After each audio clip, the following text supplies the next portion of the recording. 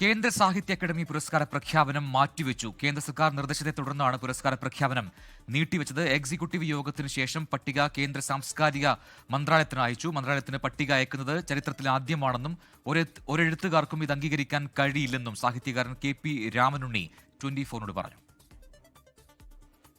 അത് സർക്കാരിന്ന് കൾച്ചറൽ മിനിസ്ട്രിന്ന് പുരസ്കാരം എക്സിക്യൂട്ടീവ് കമ്മിറ്റിയിൽ ഡിക്ലെയർ ചെയ്തു, അംഗീകരിച്ചു വെച്ചാലും പുറത്തു വിടുന്നത് തൽക്കാലം ഒന്ന് നിർത്തിവെക്കാൻ വേണ്ടിയിട്ടുള്ള നിർദ്ദേശം വന്നതിൻ്റെ പേരിലാണ്.